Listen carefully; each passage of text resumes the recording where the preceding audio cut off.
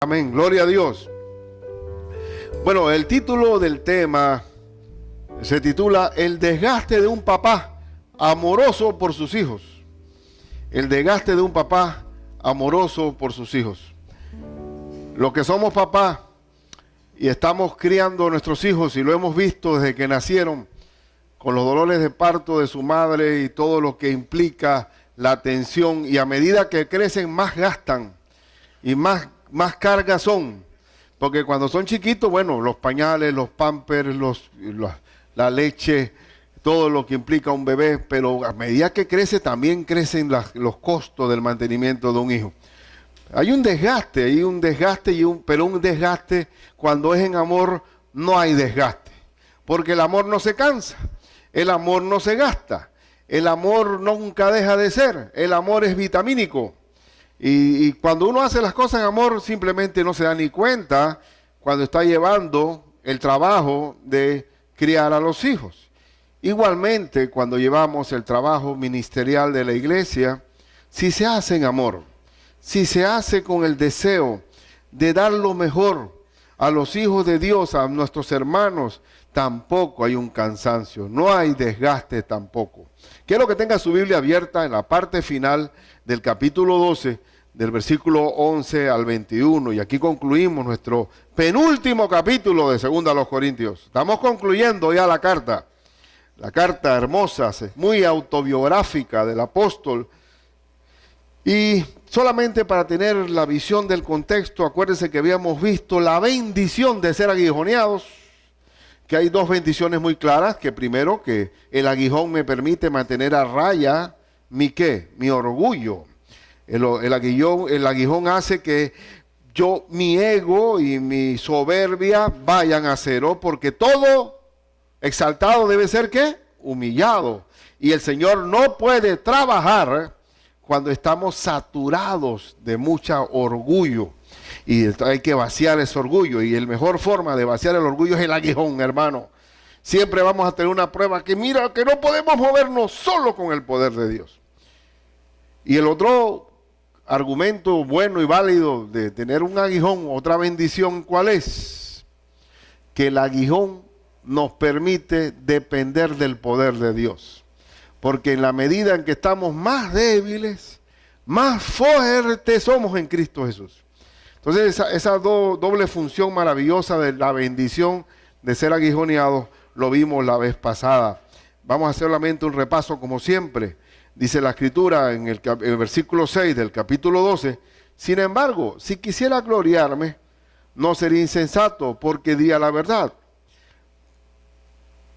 Pero lo dejo para que nadie piense de mí más de lo que en mí ve u oye de mí, y para que la grandeza de las revelaciones no me exaltase desmedidamente, me fue dado un aguijón en mi carne, un mensajero de Satanás, que me abofeté para que no me enaltezca sobremanera, respecto a lo cual 3 veces he rogado al Señor que lo quite de mí, y me ha dicho que, bástate mi gracia, porque mi poder se perfecciona en la debilidad. Entonces, ¿qué significa esto? Que un buen siervo de Dios siempre va a estar en una situación de debilidad. ¿Para qué? Para ser fuerte en Cristo Jesús. Cuando alguien me cuenta a mí un testimonio de sufrimiento o de perturbación o de situaciones difíciles, oye, bendito Dios, que como el Señor te ama, porque está labrando en ti como un alfarero, un hombre fuerte en el Señor. Sin embargo, cuando la vida es demasiado cómoda, muy light, todo está encarrilado, es el tiempo más peligroso, porque nos volvemos como tibios. Y todo tibio, ¿qué dice el Señor? ¿Qué? Lo vomitaré de mi boca. Las bebidas tibias son buenos vomitivos. Usted tiene cualquier problema en el estómago, toma algo tibio, seguida. ¿Por qué? Porque uno toma un té frío o lo toma caliente, pero tibio. Entonces uno se vuelve tibio cuando está en ese confort Así que se requiere la dosis, esa escuela de la aflicción, y para poder ministrar la palabra de Dios tenemos que haber sido consolados en nuestras tribulaciones.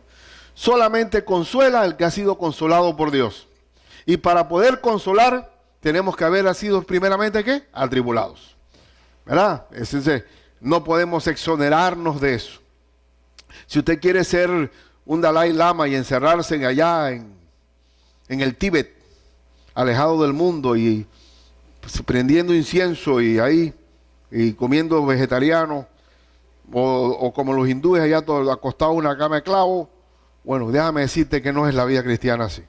Nosotros estamos en medio de la oscuridad y alumbrando en medio de la oscuridad. Y aún sufriendo la peor de las exposiciones al pecado y a la muerte. Y sin embargo, Cristo nos protege y nos consuela.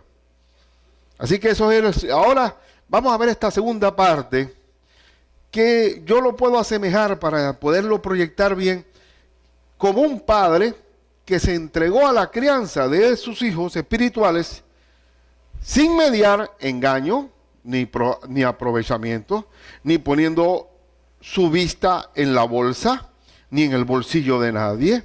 Es el padre íntegro que da lo mejor de sí para sus hijos. Yo a Richie, a Milcar y aún a Josué también, siempre les decía un dicho chino. Hay un dicho chino que dice que un papá puede mantener a 1000 hijos, pero 1000 hijos no mantienen a un papá. Y eso es verdad. Los papás pueden tirarse. Aquí tengo una familia numerosa española. Son 11 hijos. Hay 3, 6, 9, 10, 11. 11 hijos. Ahí yo conté así. Estos hijos, perfectamente, uno le va sumando hijos y van manteniéndolos. Nosotros éramos 5 hijos y encima mi papá trajo a 2 sobrinos más a la casa. ¿No? Y entonces la casa se llenaba y de repente viene una tía y se quedaba en la casa. Y así, pero donde comen uno, comen 2 y la olla o la sopa se le echa más agua y sale para todo. Y no hay ningún problema. Ahora no, ahora queremos no tener ni hijos. Europa está que la gente no quiere tener hijos. Inclusive se casan tarde. ¿Y cuál es la consecuencia de Europa? Es un continente que avejentado. Inclusive nosotros nos quejamos del Seguro Social. Aquí en Panamá. Allá eso está colapsado hace rato, porque para poder que haya Seguro Social tiene que haber gente cotizando. Y si no crece la población, ¿quién va a cotizar? Al final todo tiene su problema, pero cuando uno en verdad cría y traiga la baby, ¿cuántos son de baby? Son 7, siempre siento a baby porque es mi familia numerosa.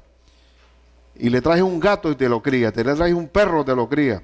Ella ya está acostumbrada a criar, trae, ahí está Conrado, está Saúl, que los crió, y así, y le encanta criar. Ahora tenemos las cualidades de un buen padre espiritual. Donde el tema, ¿cómo se titula, hermano? Para ver si estamos bien. ¿Ah? ¿Cómo se titula? El desgaste de un padre amoroso por sus hijos. Y vamos a ver este asunto. En primer lugar, busque su Biblia. El trabajo de un papá, para ser un buen padre espiritual, tiene que trabajar con paciencia. Y cuando hablo de padre espiritual en la iglesia del Señor, tienes que saber que cuando estás ministrando la palabra de Dios, Dios va a respaldar esa predicación y esa enseñanza bíblica con el poder de Dios a través de milagros, señales y prodigios. Yo lo creo absolutamente, que Dios va a respaldar su palabra, porque Él es sí amén a sus promesas. Y donde hay alguna necesidad en una persona joven en la fe, Dios la va a satisfacer. Y aquí, pero requiere algo importante, que es el trabajo con paciencia. Y vamos a ver el texto. Dice, tenemos que irlo leyendo. Dice, me he hecho un necio al gloriarme. Digo, he pasado por tonto. Yo nunca hubiera podido hablar de mí mismo, dice Pablo aquí. Está diciendo, lejos de mí está la jactancia. Vosotros me obligasteis a ellos, pues yo debía ser alabado por vosotros, porque en nada he sido menos que aquellos grandes apóstoles. Y ese grande apóstol puede hablar con comillas, no hay algunos que, grandes apóstoles, ¿no? Aunque nada soy. ¿Qué está diciendo Pablo aquí? Primero que yo, en verdad, parece muy moderno muy moderno en esta época, que en mi época no se veía tan bien, ni en la época de mis padres mucho menos, es que de hablar de uno mismo, porque es hasta de mala educación, una persona bocona, charlatana, que nada más habla de él y él y él y el yoyo, y está hablando de él y que él es el centro del universo. Eso cae mal, no es correcto, y en la Biblia dice que el amor no es jactancioso. Entonces Pablo dice, en verdad yo me he portado como un necio hablando de mí mismo, no es, pero ustedes debieron alabarme a mí, ustedes debieron estimarme como apóstol porque yo he invertido una crianza espiritual en ustedes, he dado mi vida por ustedes, he estado allí en medio de las aflicciones constantemente, debía haber sido alabado, así que me veo obligado a sustentar el por qué deben ustedes alabarme. ¿Cómo ustedes van a tener a esta gente que son unos estafadores que quieren aprovecharse, que quieren la lana de las ovejas y le van a dar crédito a ellos y me van a menospreciar a mí? Si yo los vi nacer en Cristo Jesús. Entonces, eso es lo que está diciendo, pero acuérdense que el punto es la paciencia. Vamos a seguir leyendo. Aunque nada soy, eso es bonito, hermoso. Hermano, una persona madura en la fe sabe que él en sí mismo no vale nada. ¿Qué dice la Escritura? La Escritura dice que yo sé que en mí, dice el apóstol Pablo en Romanos, no mora el bien. Yo sé que en mí, en este cuerpo, el querer el bien está en mí, pero no el hacerlo. Yo sé que en mí hay un problema, que no puedo hacer lo bueno que quiero. Y termino siendo, ¿qué? Lo malo. Y él está diciendo que nada soy. Una de las personas más humildes que puede haber en la Biblia, y acuérdense que el apóstol Pablo está hablando de él mismo, obligado. Él se consideraba a sí mismo nada. Nada en el sentido no de un complejo de inferioridad, aclárese bien. Nada en el sentido de que todo lo que yo soy se debe a mi Señor. La persona humilde en la Biblia significa que yo dependo de mi Señor. ¿Qué significa la humildad en la Biblia? Que gracias a Cristo soy lo que soy. ¿Qué significa la humildad en la Biblia? Que en mí mismo no hay nada que tenga valor, que todo lo que tengo bueno viene de mi Señor. Eso es humildad. Y uno puede ver, aquí tengo textos que se refieren a esta humildad del apóstol que está evidenciada. Búsquense primero a los Corintios 15:9, por favor. Miren estas palabras. Porque yo soy el más pequeño de los apóstoles. Yo ni siquiera debo ser considerado apóstol. Que no soy digno de ser llamado apóstol, porque perseguí a la iglesia de Dios. El apóstol se sentía indigno. Yo no merezco estar aquí.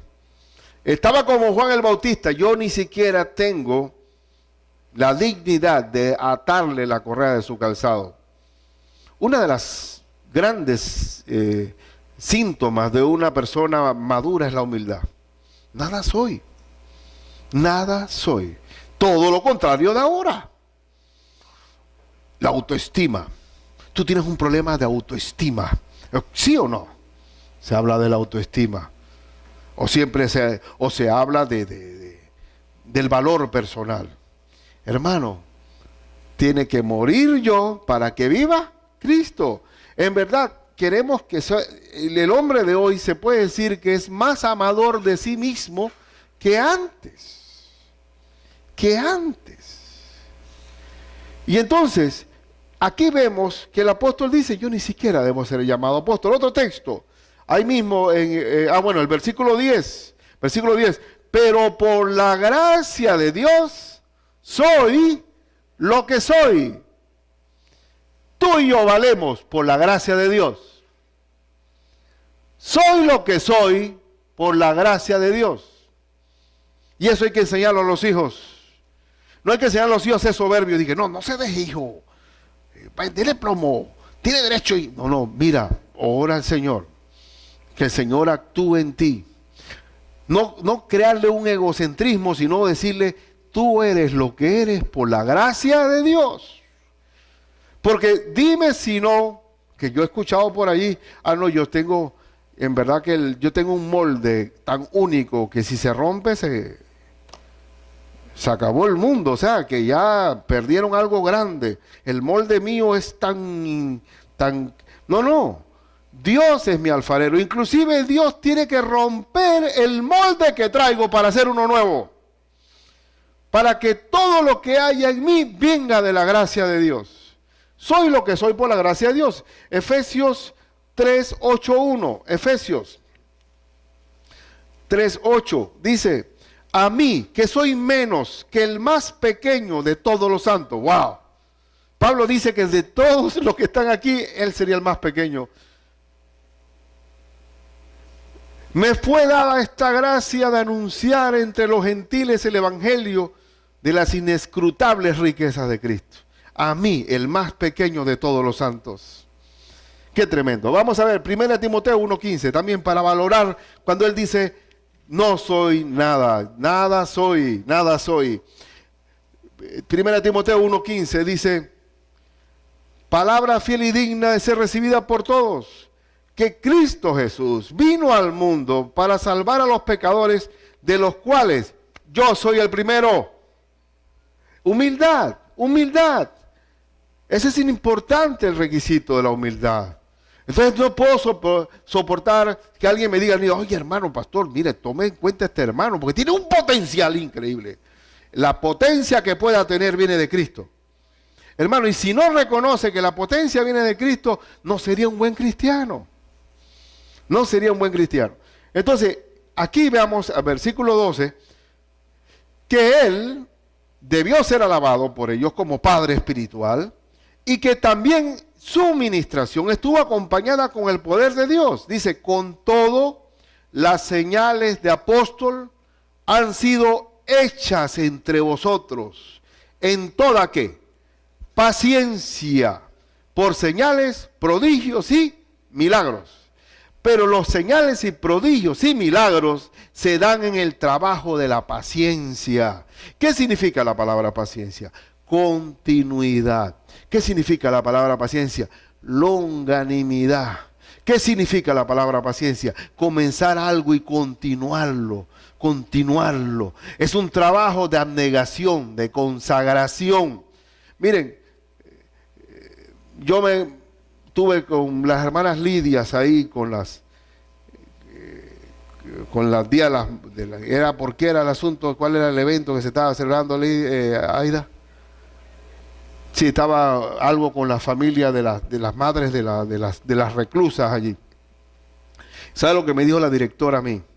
Me dice: mire, pastor, la única iglesia que ha sido constante ha sido El Dorado. Todos comienzan como si fuera esa llamarada de capullo, ¿no? La de coco. Uno tira y sale esa llama y se prende ese asunto, pero se apaga totalmente. O como el Alcacelce, ¿no? Que sube y después... A mí me sintió muy contento por eso. Por la continuidad, por la constancia del amor. La paciencia es la cualidad más grande que hay en el creyente. Porque la paciencia es carácter, es perseverancia. La paciencia es lo que permite que el amor continúe. El impulso del amor continúe. Es una de las cualidades mayores del cristianismo, es la paciencia. Y acuérdense que dice Santiago 1:2-6. Y dirá: bueno, pastor, usted cómo que cita mucho eso, yo vengo a oír otra cosa. Pero Santiago 1, versículo 2, que dice: tened, hermanos míos, tened por sumo gozo cuando os halléis en diversas pruebas, sabiendo que la prueba de vuestra fe produce ¿qué? Paciencia. Y saben que la prueba produce paciencia, porque a medida que pasa la prueba, vemos que, oye, como el Señor me respaldó aquí, vamos a seguir adelante. Y continuamos el trabajo de la paciencia. La paciencia es un fruto del Espíritu Santo. La paciencia. La paciencia me permite continuar. Así que el emocional no. El emocional dice, vamos, y después no va. El emocional no es, la paciencia es un fruto de Dios. Porque hay el vuelo de gallina, que la gallina va aleteando, y la gallina hace una bulla cuando va aleteando, y no llega ni aquí al reloj. ¿No? O también está, la paciencia es una cualidad importante, no seamos como el tucán, hermano. ¿Sabe cómo es el tucán? El que tiene el pico largo de colores. El tucán es una belleza, es un florido, es un psicodélico, tiene varios colores bien elegantes. Pero usted ha visto el vuelo del tucán. El tucán sale del árbol y va taca, taca, taca, y va para abajo. ¿Por qué? Porque le pesa el pico. Y hay mucha gente que es así, habla mucho y poco hace. Entonces no seamos como el tucán. Aquí lo que importa es hacer, no decir. No os améis de palabra, sino en hechos y en verdad, dice Primera de Juan. Entonces la paciencia es una cualidad importante. ¿Cuántos padres han estado allí encima, viviendo el día a día con sus hijos? Con un trabajo de paciencia, de abnegación. Y los hijos, en vez de alabar al papá, se olvidan y comienzan a tener otros héroes en vez del papá. En vez del papá. No valoran los sacrificios del papá. Entonces, cuando yo escucho la directora, no terminé de decirlo, ¿lo dije o no lo dije?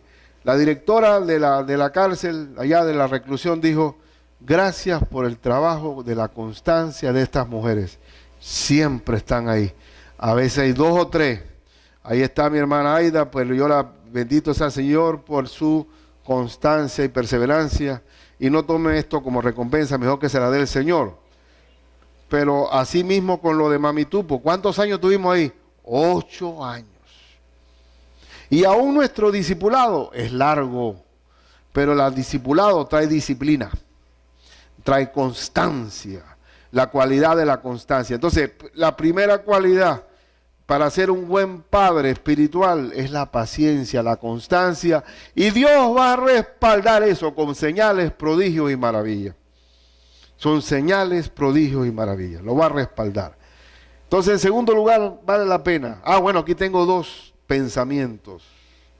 El famoso filósofo alemán prusiano, Immanuel Kant, dijo, la paciencia es la fuerza del débil y la impaciencia la debilidad del fuerte. Immanuel Kant tuvo padres cristianos, era pietista, que los pietistas eran una corriente que se dedicaban a estudiar la palabra y a vivirla. De ahí salieron muchas misiones también. Yo no puedo saber si Kant o no era creyente o no, aunque tuvo un lugar cristiano, pero este pensamiento es cristiano. Porque la fuerza del débil es la paciencia. Porque ¿qué hace el débil? Yo espero en el Señor. No entiendo a veces lo que estoy viviendo, pero espero porque todas las cosas para los que aman a Dios les ayudan a bien. Y yo sabré que mi Señor va a acomodar las cosas a su debido tiempo. Pero cuando uno es fuerte en su ego, lo traiciona la impaciencia. Lo traiciona. ¿Por qué? Porque entonces quiere forzar las cosas, apretar el acelerador y comienza a hacer un montón de cosas que no convienen, porque no depende de Dios. El débil depende de Dios. ¿Qué significa débil? En que en verdad yo me apoyo en ti, Señor.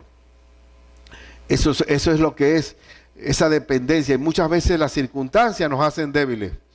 Y dele gracias a Dios por eso. Porque si no están en esas circunstancias, usted no mira para arriba. No miramos para arriba. Así somos. También tengo un dicho español que dice, la astucia del que no tiene astucia es la paciencia. La paciencia. Y en verdad que es mejor esperar en el Señor. Actuando, Dios va definiendo las cosas, va colocando las piezas del rompecabezas y salen cosas muy preciosas, muy preciosas. Ahora, en segundo lugar, como buen padre, amoroso, preocupado por sus hijos, el apóstol está enseñándonos aquí que me interesa más tu persona que lo que tú tienes en el bolsillo. Y esto es importante porque acuérdense que la raíz de todos los males, ¿cuál es? El amor al dinero. Y por el amor al dinero se dan todos los vicios de esta sociedad. La avaricia es la que hace que se venda drogas, se hace que se prostituya a las personas, se hacen todos los males de la sociedad, provienen del amor al dinero. Y el apóstol dice, yo he sido un padre amoroso con ustedes, nunca me he aprovechado de ustedes. Vamos a ver este texto que dice, el versículo 13, dice, porque ¿en qué habéis sido menos que las otras iglesias? Sino en que yo mismo no os he sido carga. Él nunca pidió ser sostenido por la iglesia de Corintio, porque era un padre amoroso que quería dar el todo por el todo a sus hijos. Y dice, perdonadme este agravio. ¿Por qué dice perdonadme este agravio? No, a veces no se siente una persona que le va a decir, ven acá, tú no se te olvida aquel favor, aquel favor, aquel favor. Y dice, me lo estás sacando en cara. Por eso que Pablo dice, perdonadme este agravio. Porque dice, puede ser que te sientas mal por lo que te estoy diciendo, pero tú no estás viendo. Te estás dejando engatusar o seducir por estos falsos profetas, estos falsos apóstoles, y sin embargo a mí me tienes en poco. Ustedes me han ayudado a mí a sostenerme, dice el apóstol Pablo aquí. He sido una carga para ustedes. Y en verdad, honestamente, hermanos, líbrenos Dios de convertir el templo de Cristo en una cueva de ladrones. Líbrenos Dios de convertir el dinero sagrado del Señor en un aprovechamiento personal. Porque hasta ahí llegó la edificación del pueblo del Señor. No podría tener autoridad si mi mirada y mi corazón estén en la bolsa. Y bendito sea el Señor. Y aquí el Ministerio de Administración, lo digo aquí para los que no me conocen, que nunca sé cuánto hay en la bolsa. Y eso es muy bueno. Gracias a Dios no soy el tesorero, ni tengo que estar como Judas. Y tampoco es que mi hermana Luz sea el de Judas, ni nada de eso. No. Estoy diciendo que como ministerio tenemos que ser nosotros, saber que si nosotros convertimos la iglesia de Cristo en un aprovechamiento personal, hasta ahí llegó el asunto. Porque donde entra la avaricia, se fue la buena fe. Donde entra la avaricia y el amor al dinero, ya no existe buenas intenciones. Porque por eso que dice, en las cualidades pastorales, dice que el pastor no debe ser avaro, no debe ser codicioso de ganancias deshonestas. Porque donde eso ocurra, hasta ahí llegó la buena fe. Se perdió todo. Una de las cualidades fundamentales es esa. No dado, no solamente al vino, sino a la avaricia. A la avaricia. Vamos a ver hasta el 21. Dice, he aquí, por tercera vez, estoy preparado para ir a vosotros. Estoy preparando un viaje para ir allá. Y no os seré gravoso. Otra vez, no voy con la intención de pedirles plata. ¿Y esto por qué lo está diciendo el apóstol? Porque las intenciones de estos falsos profetas sí era el dinero. Sí era la bolsa. Sí era la bolsa.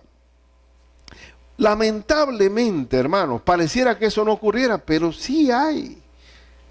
Los lobos rapaces quieren la lana de las ovejas. Porque dice, miren qué hermosa expresión, porque no busco lo vuestro sino a vosotros. No busco lo vuestro, lo que tienen, sino a quién, a vosotros. Me interesa tu vida, no lo que tú tienes. Qué cosa más interesante y bella, ¿no? Yo no los miro a ustedes con signos de dólar. No me interesa lo vuestro, sino a vosotros. Dice, pues no deben atesorar los hijos para los padres, sino los padres para los hijos. ¿Qué está diciendo aquí?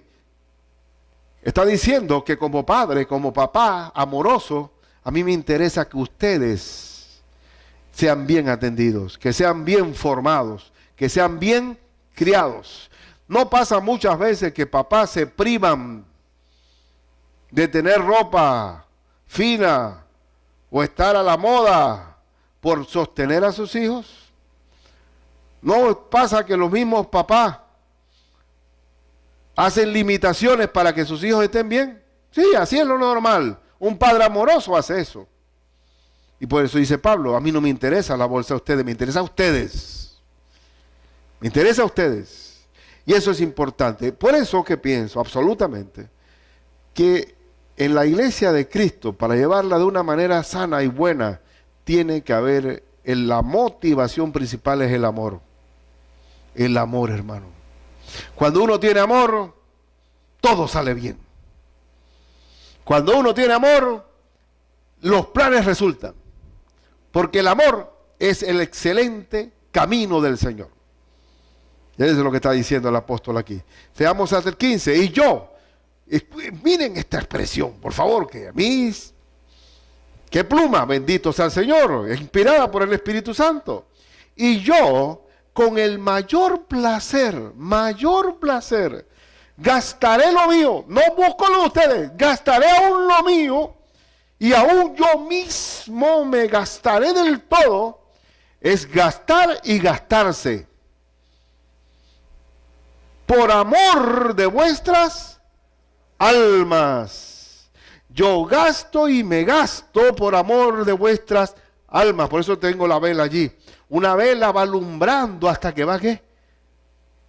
Hasta que se va, se gasta y se desgasta ya al final. Pero ¿por qué? Por amor a vuestras almas. Me gasto y me desgasto. Yo pregunto, hermanos, analicen por favor y valoremos lo que tenemos presente. Valoremos a nuestras hermanas Sala y Edel, que tuvieron toda su juventud aquí en esta tierra panameña, en la selva del Darién. Dime dónde está el negocio ahí. Gastando y gastándose. Y ninguna de las dos quiere llegar ni a Dinamarca ni a los Estados Unidos. Y siempre la cito para que valoremos lo que significa el amor. ¿Y por qué se le hace? Por amor de las almas para el Señor. Cuando uno ama, gasta y dice, ¿cómo es? Me gasto con mayor placer, y yo con el mayor placer gastaré lo mío, y aún yo mismo me gastaré del todo. Y así termina Pablo. Él hasta el final se gastó del todo. Y por eso, cuando uno es buen padre de familia, espiritualmente hablando, se da el todo por el todo. El todo por el todo. Y así uno ve, por ejemplo, en el interior, o yo sé que está aquí en Panamá también, pero he visto madres, por ejemplo, que tienen 5 hijos buenos, y digo, 4 hijos buenos, y el último le salió alcohólico, y en el Día de la Madre los cuatro hijos dicen, bueno mamá, pero viene ese borracho ahora, saque ese hombre de aquí que le está quitando plata. Pero la mamá, allí escondida, le guarda la comida al hijo. No importa lo que sea. ¿Por qué? Porque el amor es así. El amor se gasta y se gasta. Y eso es lo que está diciendo el apóstol aquí. Vamos a ver ese ejemplo de gastarse en Hechos 20, 17 al 24. Vamos a buscar Hechos. Busquen Hechos. Para que aprendamos. Hechos 20, 17. 20, 17. Dice: enviando pues desde Mileto a Éfeso, hizo llamar a los ancianos de la iglesia. Cuando vinieron a él, les dijo: vosotros sabéis cómo me he comportado entre vosotros todo el tiempo, desde el primer día que entré en Asia, sirviendo al Señor con toda humildad y con muchas lágrimas y pruebas que me han venido por las acechanzas de los judíos, y como nada fuese útil he rehuido de anunciaros y enseñaros públicamente y por las casas, testificando a judíos y a gentiles acerca del arrepentimiento para con Dios y de la fe en nuestro Señor Jesucristo. Ahora he aquí, ligado yo en espíritu, voy a Jerusalén sin saber lo que allá me ha de acontecer, salvo que el Espíritu Santo por todas las ciudades me da testimonio diciendo que me esperan prisiones y tribulaciones. Pero de ninguna cosa hago caso, ni estimo preciosa mi vida para mí mismo, con tal que acabe mi carrera con gozo y el ministerio que recibí del Señor para dar testimonio del Evangelio de la gracia de Dios. No importa todas las penurias de un buen padre de familia, él va a hacer lo posible para dar lo mejor a sus hijos. Leamos ahora el versículo 33. Ni plata, ni oro, ni vestido de nadie he codiciado. Antes, vosotros sabéis que para lo que me ha sido necesario a mí y a los que están conmigo, estas manos me han servido. Ha trabajado toda la vida Pablo. En todo os he enseñado que trabajando así se debe ayudar a los necesitados y recordar las palabras del Señor Jesús, que dijo: más bienaventurado es dar que recibir. Y hermano, aprenda a dar, a darse, a gastarse. Yo pregunto si mis hermanos que fueron allá a Bocas del Toro y los que fueron acá a Cunayala, dígame dónde está el negocio allí.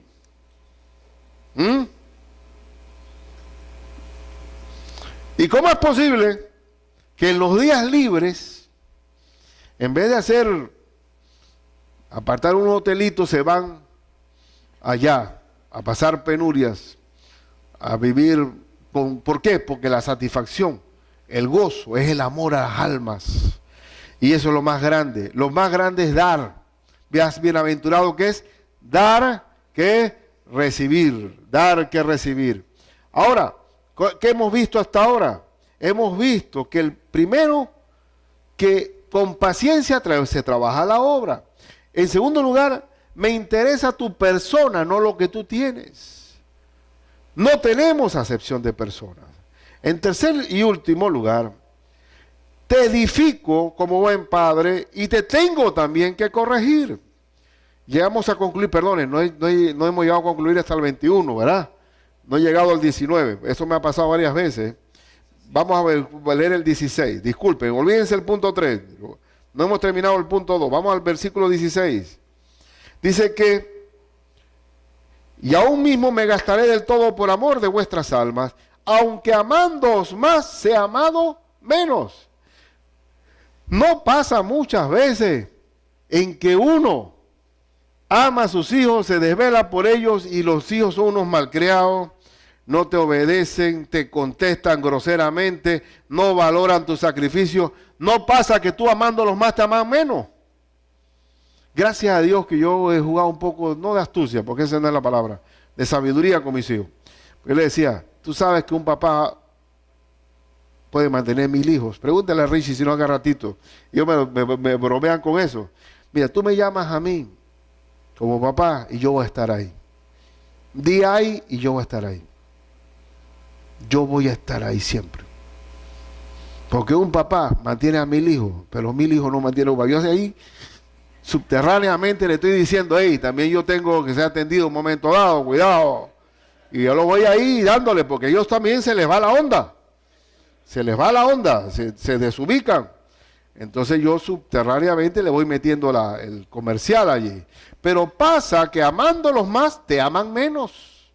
Y por eso, hermana que me escucha, tienes que poner a tus hijos a trapear, a barrer, a fregar, a atender la casa, porque donde tú te conviertes en una sirvienta de ellos, así mismo cuando estés adolorida, ni te van a voltear. A ver, tienen que aprender a desempeñarse en el hogar para que valoren los trabajos de la mamá. Porque si no va a ser un engreído que quién lo baja del caballo después. Hay que enseñar a los hijos a tener deberes para que puedan valorar eso. Valorar eso. Yo creo que eso es muy importante. Mi mamá siempre, yo era un buen trapeador. Me gusta trapear. Pregúntale a Katy.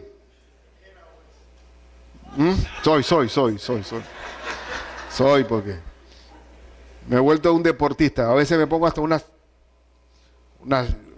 mancuernas de peso aquí para que el trapeador sea un poco más aeróbico el asunto. Más aeróbico. Porque quiero que... Y me gusta, lo tomo como deporte. Acuérdense que cuando uno ama, ¿qué pasa? No siente. Entonces digo, oye, qué bien, un aeróbico aquí, y es mejor limpiarlo limpio.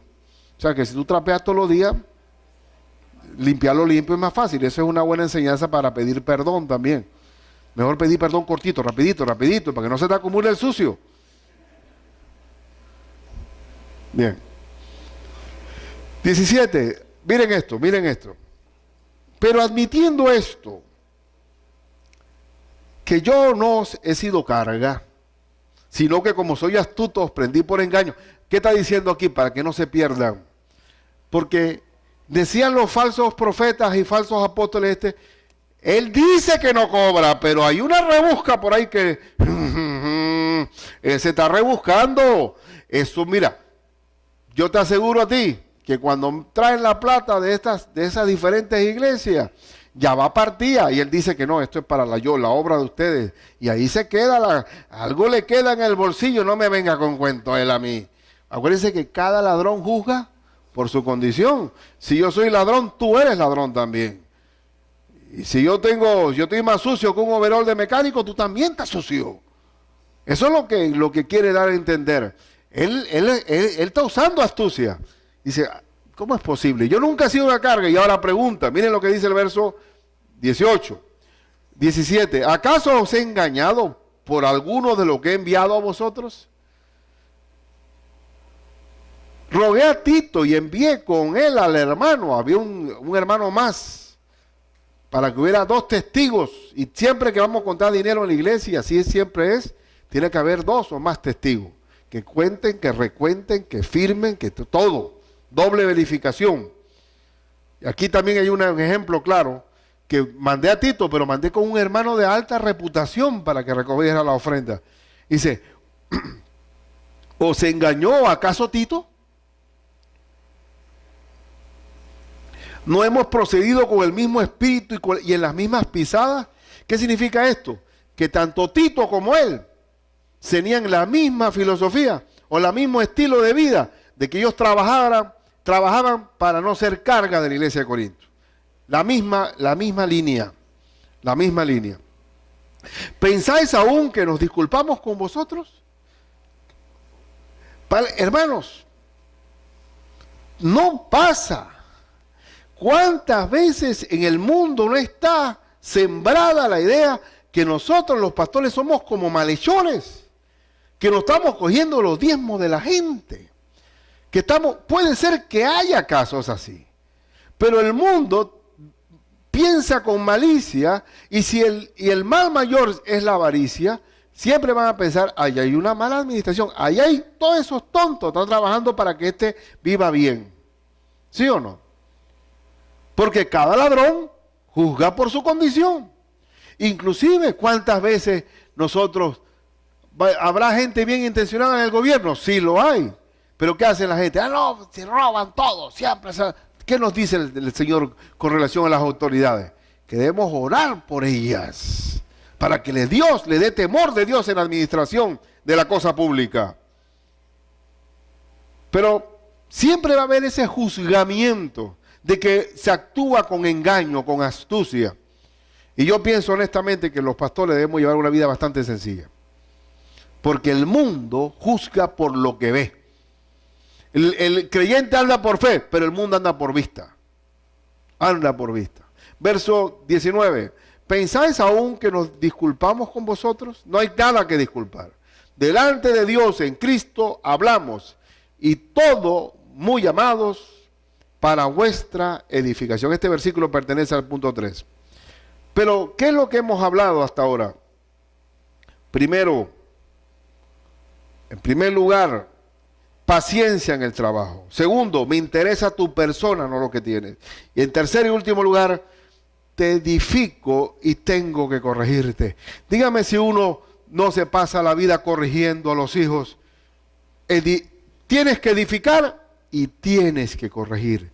El deber es mutuo. Tiene que ver estas dos composiciones. Edificación y corrección. Edificación y corrección.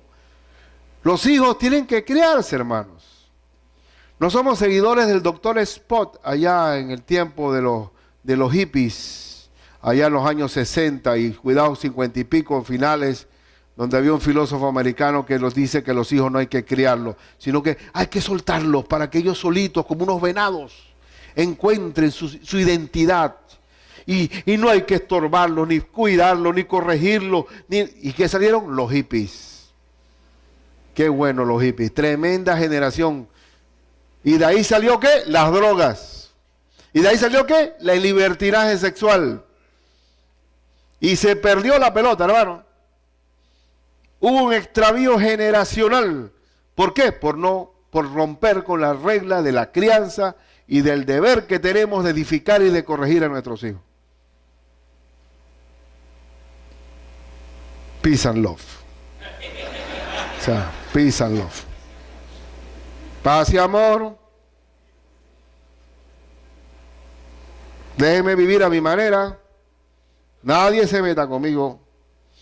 Bueno, hay una cuestión. El primer país europeo que aprobó la ley en el mundo de que a los hijos no le había que corregirlos ni azotarlos fue Suecia.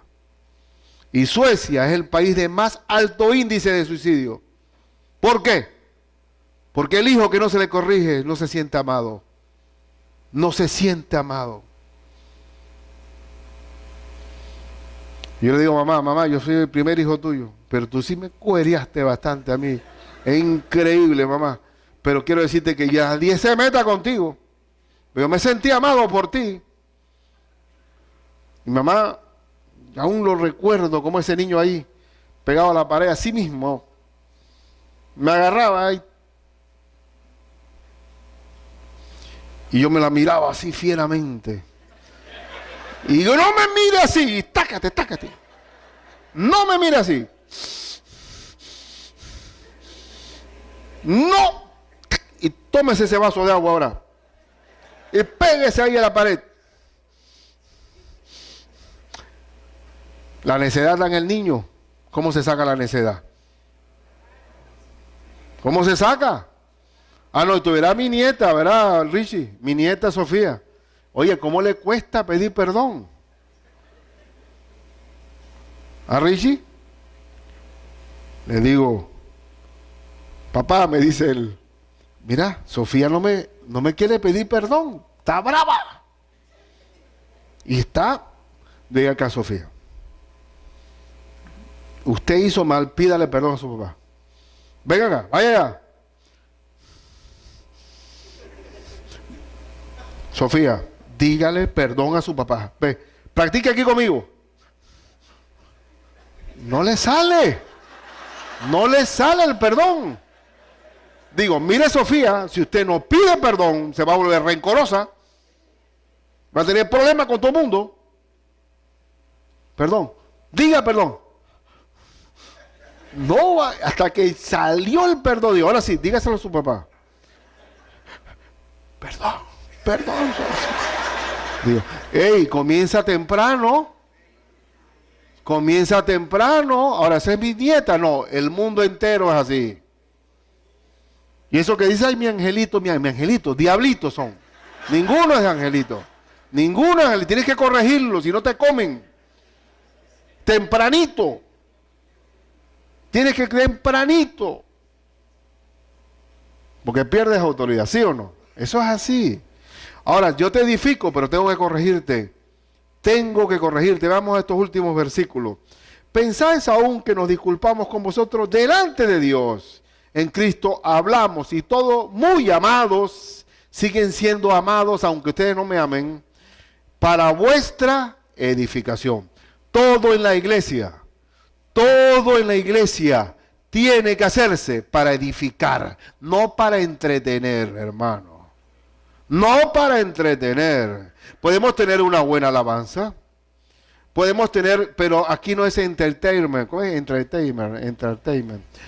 Entretenimiento. Aquí es edificación. Todo tiene que hacerse para la edificación de la iglesia del Señor. Vamos a ver versículo 20. Aquí viene una parte. Hay ocho personas malas dentro de una iglesia que tenemos que corregir siempre. Hay dos tipos de pecado que hay en una iglesia que hay que corregir como buen padre espiritual. Hay pecados sociales o fraternales y pecados sexuales. Esos dos pecados siempre van a estar en el pueblo del Señor y va a estar en la familia de Dios y hay que corregirlo. Dice, pues temo que cuando llegue no os halle tales como quiero. O sea, quisiera verlos maduros, unidos, espirituales, pero me parece que no lo voy a encontrar así. Y yo os he hallado de vosotros cual no queréis. Ustedes me han visto a mí, sencillo, débil, pero voy a llegar con la correa, con el cinturón. Voy a llegar con el azote.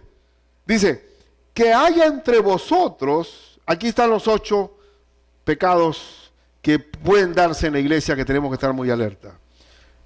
Contiendas. Hermano, ¿cómo estás tú? Hay peleas, siempre va a haber peleas entre hermanos. Pero las peleas en la iglesia, las contiendas, tenemos que resolverlas rápido. Si una persona es contenciosa, siempre va a buscar pelea. Siempre va a haber algo malo que criticar. Contiendas, envidias, iras, divisiones, maledicencia. ¿Qué significa maledicencia? Hablar mal. Murmuraciones, soberbias, desórdenes. Todo esto es una contención. Ustedes están juzgando a mí y ustedes son unos niños espirituales. Son iracundos, tienen envidia entre ustedes mismos, se llevan a los tribunales. Y hermano, la murmuración hace daño, ¿sí o no? La murmuración hace daño. Miren, solamente hace como 2 días, creo que fue, que el presidente de Uruguay se le olvidó, porque es un hombre ya de edad, se olvidó que tenía un micrófono inalámbrico. Y estaba dando una conferencia y de repente está hablando con otro acá. Y comenzó a hablar mal de la presidenta de Argentina. Dice, esa vieja terca. Y el tuerto era más político que ella, hablando del marido de ella. Que era verdad, tenía un ojo virado. Óyeme, eso ha causado un problema muy serio. Porque uno tiene que saber hablar. Ahora, ¿qué ha hecho Mujica? Se llama, ¿no? Mujica, el presidente. Ha dicho, bueno, yo no estaba hablando de Argentina, pero, hablé lo que dije, pero no era de Argentina. Y Argentina mandó el canciller mandando carta de irrespeto a su presidenta y al difunto presidente Kirchner. Y todo se te fue la lengua. ¿Y saben cuál es la mejor forma de que no se le vaya la lengua a uno? ¿Cómo es? Estar controlado por el Espíritu Santo. Porque callarse es difícil. ¿Saben por qué es callarse difícil? Porque ¿qué dice la Biblia? Que lo que está en tu corazón, ¿habla qué? La boca. Así que tarde o temprano se te va a salir. En un momento de rabieta, sale lo que está ahí adentro. Y mejor llenarse del Espíritu Santo. Para que el corazón no saque lo que después me arrepiento. Porque uno es dueño de lo que calla y esclavo de lo que dice. Cuando ya salió, ¿cómo lo recoges ahora? ¿Cómo lo recoges? El presidente Mujica, a pesar de toda la edad, se le fue la onda. Él, como no es de tecnología, se le olvidó, oye, que tú estaba el micrófono puesto. Y eso es algo que tenemos que nosotros ver. Las consecuencias de la murmuración. Acuérdense que cuando estamos murmurando, le estamos robando reputación al hermano. No murmuremos, porque cuando uno ama, uno no ve defectos. Y cuando uno ama, dice la Biblia que el amor encubre pecados. La falta de amor descubre el pecado, pero el amor lo cubre, lo arropa al hermano. Entonces, la ira, la contienda, las murmuraciones, las divisiones, son de Corintios. No es de Corintios, de todas las iglesias de Cristo puede darse. Y eso es pero como padres espirituales, tenemos que corregir esos defectos sociales, esos pecados sociales. Y también vienen los pecados, el último versículo, sexuales. Dice que cuando vuelva, me humille entre vosotros. Me humille Dios entre vosotros.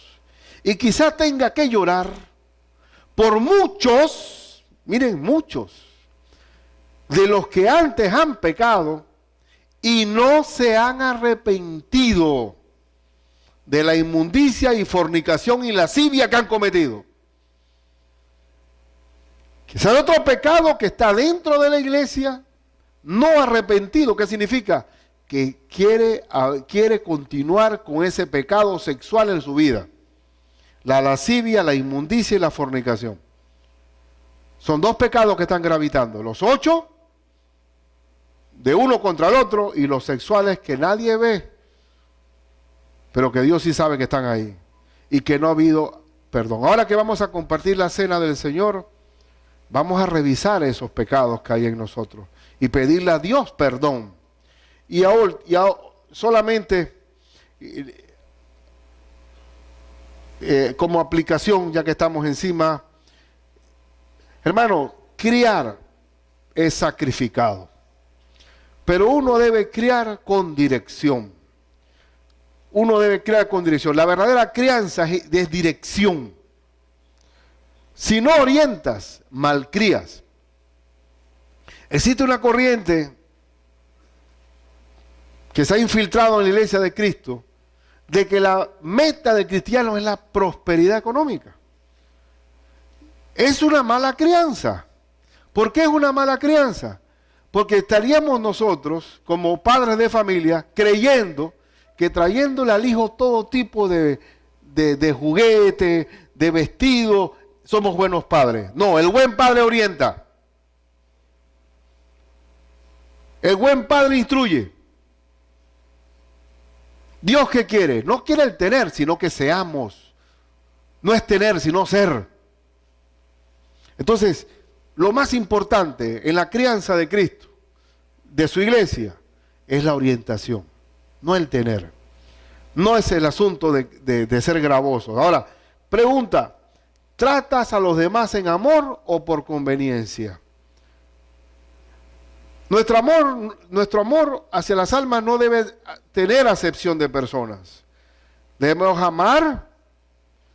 Dice que haz el bien y no mires a quién. Tenemos que amar sin importar, sin hacer las cosas por doble motivación, por conveniencia. Y otra cosa importante también es que valoras a la gente por lo que tiene. No debe ser así. Y por último, es un buen desafío para todos. Eres capaz, y Dios sabe que sí lo puedes hacer, de gastarte por otros en amor. Tenemos un tiempo terrenal en esta tierra, no sabemos cuántos años vamos a vivir, pero yo quisiera dar lo mejor de mis días, mi vigor y mi entusiasmo a mi Señor. Yo sé que la vela se va a ir apagando. Yo sé que va a ir debilitándose las fuerzas humanas, pero lo más importante es gastarnos por amor a las almas, para servir a Cristo. Y vamos a tener la cena del Señor.